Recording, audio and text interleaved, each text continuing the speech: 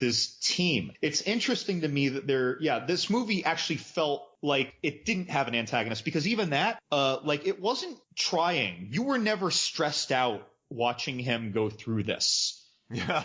And I'm not saying because I've seen the movie before.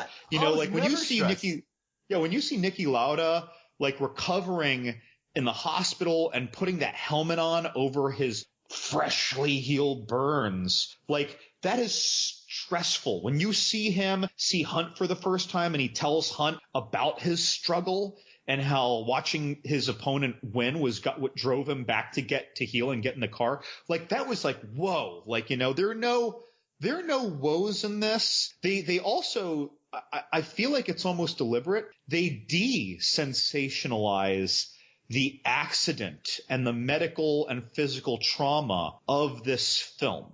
Yeah. The accidents breeze by. They breeze. Yeah. You leap right into the hospital. You are never left to gasp at what just happened to them. It skips right to the hospital, and they're conscious and talking, and they're not covered in blood. In a way, it's fine. And it's the middle of the movie, so it's fine too. They never induced cultivated urgency. Never. And right. I think that's its biggest fault. And I guess that makes it good for an HBO TNT watch. But when we were watching this movie in the beginning, the sound design in the beginning of this film is beautiful. The sound mixing, the sound editing. You feel NASCAR when you listen to this film. And you have the driving.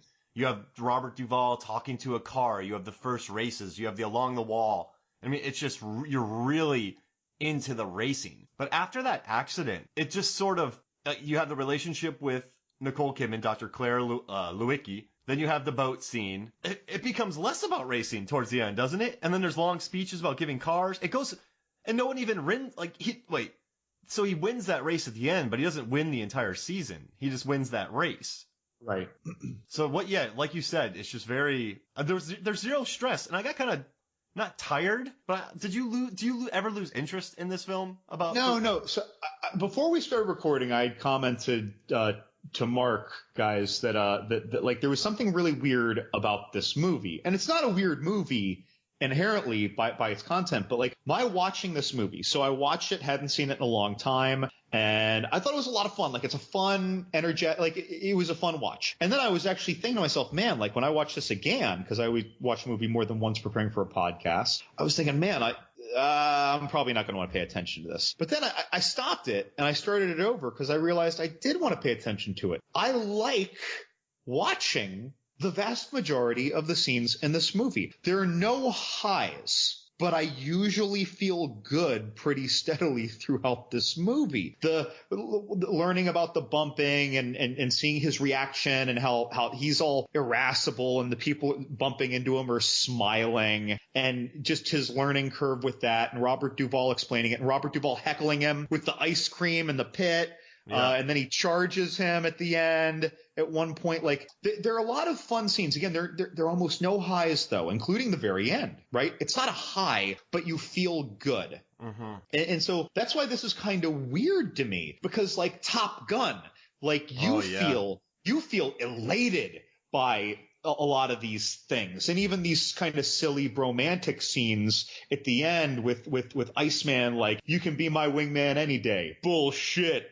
You can be mine. It's that just brings smiles to people who see this movie. And so that was more elating. Cocktail was more elating. It closed with the big speech about his Irish baby girl when he's standing on the bar. So most Tom Cruise movies, even building up to this, Risky Business, Rain right? Man. They were good at elevating our emotions high after feeling crushing lulls, losing the girl Elizabeth Shue, his anger at his brother in Rain Man, right? Mm-hmm. His getting kicked out almost in Top Gun, and we feel for him, even though we know he'll come back. This averages everything out, but it keeps it just at the happy mark. And that's odd. That is not the standard 90s movie, whether you're talking about formulas or not, right? Tom Cruise or not. And so that's why this is weird when I think about my emotional connection to this movie. But I really enjoyed watching it again. And let me say, you were talking about some of the victory of the movie. For me, one of the greatest victories was the first 5 or 6 minutes of this movie. The sound, like how loud it was? The NASCAR shots, and then we cut to Charlotte, North Carolina. I don't think that was actually Charlotte, by the way. That seemed like it was just somewhere in the same county. Beautiful shots. Randy Quaid as a regular guy in this role. You never see that. No. And he did a very good job. I liked his character a lot. And then Robert Duvall is doing the Joe Tonto thing almost. Yeah, no, I don't do that anymore. And he gets talked into it. And there's the skepticism. And I like it when he references his coon dog. Mm-hmm. You know, that's the best coon dog I ever saw. Never heard anything about him before we got him. You know? But all that. No one's ever going to believe a used car salesman. You know, something else interesting about this is we don't learn jack shit about like any of these characters outside of the time frame of this movie, other than mentioning that Robert Redford once had this thing where his friend got hurt and then he left NASCAR. It was a mention, and that was it. And Tom Cruise mentioning, I was always fast. I was always really fast. No, I don't know anything about cars. Everything else is in the time frame of this movie. Even our used car salesman, Randy Quaid, who wants to start a team. We don't even know why he wanted to start a team. Yeah, you're right. Or why start another one? Right. There are a lot of, so in a way, and it's not a negative criticism of this movie, but because we're only looking at their time frame, they don't seem to have any baggage. There's nothing that catches up to them from their past. There's little to overcome other than the problems that they develop during this movie. So in a way, the characters are kind of shallow, and maybe that is why we don't have low lows and we don't have high highs. We just have this pleasant thing because it was a beautifully made film, right? But I can't believe they had 60 cars, NASCARs. Did you know that? They had 60 cars built. They had $390,000 worth of authentic outfits. They had like real trophies. So you look in the houses where they're at. So this movie is really authentic too. It's pretty interesting how I'm just jumping off what you were saying with the highs and highs. I'm just kind of going into how technically sophisticated it is. They had 2 cars actually race during Daytona. They had actual cars for the first 100 miles race cars driving around the actual Daytona race to get footage. Like the closest we came to that's maybe Driven, because Ford vs. Ferrari just did not have the budget for that. But I mean, this movie, I guess, it does drip with a certain authenticity, I would say, but not the racing.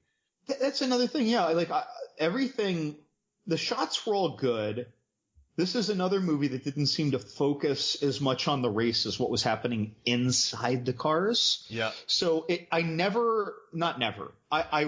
rarely felt the scale, except for the opening sequence. I never really felt the scale of NASCAR, except for a few little bits. Cary Elwes is doing his victory lap before Tom Cruise speeds out of the pit lane to slam into him. Like, there are very few wide shots. Yeah, you're right. Of where you know which car is your star's car, right? Yeah. There are scenes of them making turns, and you might know that he's in that yellow and green car, but we're not focusing on what he's doing at the time. Mm-hmm. You know, it's just a shot. And so it didn't bring us there in the same way that Driven did. And even though Rush focused more, I think, on what was happening in the cars than around the cars a lot of the time, Rush was great still at capturing scale. It felt magnificent to me, right? Even though it didn't focus as much on the inter-car relationships. It's interesting how the dynamics of these movies are so radically different. They're all race movies, but they are totally dissimilar otherwise. Now that you brought that up about a lot of the kind of close-ups, you're saying there's a lot of close-ups in this film. A lot of... Right. We're seeing what's happening in the cars and their reactions in the cars, or 2 cars filling the whole frame, and that's it. You know, it's very, what am I trying to say? It's microscopic views of something happening in an otherwise huge scale. So think about this now. Tony Scott directed this. He also did Top Gun, but then let's think about movies like True Romance that he did, or Crimson Tide, for instance. Those are other movies, too, that aren't... I mean, obviously you can't get wide in a submarine. But when you think about the shots in those films, it's just a couple characters in the frame. So you think about True Romance, Brad Pitt on the couch, them in the theater, the hotel scene. the Christopher Walken speech, the trailer, the Dennis Hopper, and then you have Crimson Tide, the whole movie. Also, when you think about maybe his other films like Man on Fire, Deja Vu, he's very kinetic, very close up with his camera. Right. So I wonder if he's really starting to... Top Gun, I think there's a lot more scope to it. But maybe this is Tony Scott starting to develop that? I don't know what you think. Maybe I'm wrong. Maybe he just loves his character delving and spelunking, and he always wants to make something about. And there's nothing wrong with that because it's just a different movie than I think people would expect. Yeah, if you read the tagline. Yeah, I don't know. It's pretty interesting now. And then I started thinking about The Fan. That's a lot of in the car close-ups. The Fan? You mean Robert De Niro and Wesley Snipes' The Fan? Yeah, and then Enemy of the State. He's running around a lot, but there's a ton of computers. Spy Game. That's a lot of stuff shot in rooms, small rooms, computers. Oh, yeah, a lot of time with Robert Redford in his office. Someone's checking on him while he's in his little office. We're just watching him interacting with his secretary, putting stuff away, looking for a file, looking at it for just a second. So we see the thing that was talked about earlier. Secretary comes back, burn this. Someone comes in to check on him. I'm just looking for something, Frank. Like, yeah, there's a lot of again, that's another huge scale concept. Yeah, that maybe spent more of its time on the character piece. He also did Taking a Pelham 123 on a train, and they did Unstoppable, but the scope of that's pretty big. But when I think about Unstoppable, I think more about the characters and not the train. I never saw Unstoppable. Oh man, that's an excellent film. Is that Denzel? Yeah, it's really good. I never saw that one. But I don't know, maybe that's just the director. But now that you say, like now that I'm thinking about this film, the shots that go into my head are the ones in the bar, or where they're racing in their wheelchairs, or she's checking him up. There's a lot of very.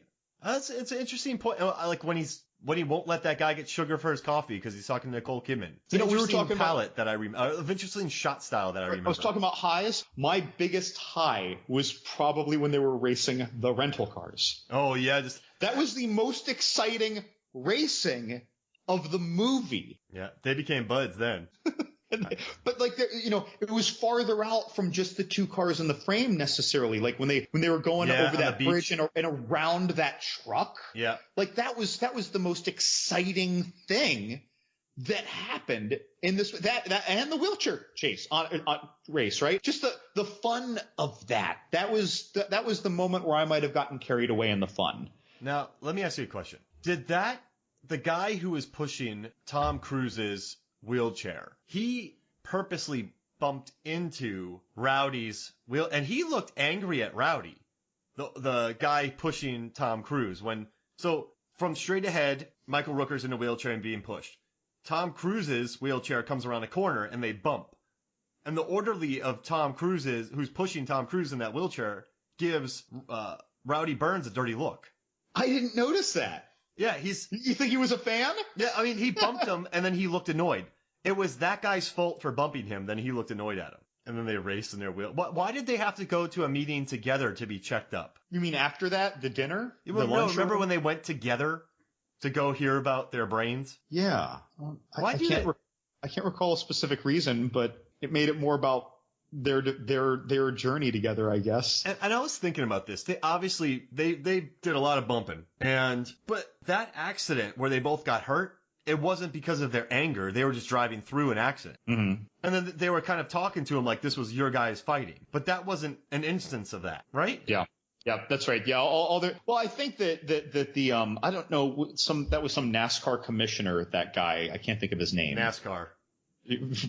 Fred something, the actor. Yeah, Fred Thompson. Big John. I like that actor. Yeah. He just doesn't play like lead roles, so I never think of him. But like, I think though that he was at that point, like he didn't like all of the bumper car crap that they were bringing in general. And I think that he's just saying, he was kind of reflecting that like, look, even if that wasn't the cause, like you guys are dancing on a minefield with this. Like this is dangerous. Cut this out. Oh, okay. And you guys were just injured, and I want you guys back. I want you guys to come to this meal together to show me that you're ready to be mature and come back, because fewer bumps are going to result in fewer crashes that people have to drive through and then get totaled like you two did. I think it was just more bigger picture. It was just like some kids got hurt for roughhousing at the school, and even though it wasn't his son, he knows his son roughhouses a lot, and he's like, that's it. Like, get it in line, son. You know, I think it was that. Yeah, Fred Thompson's a good hot guy to hire to do that speech. He was great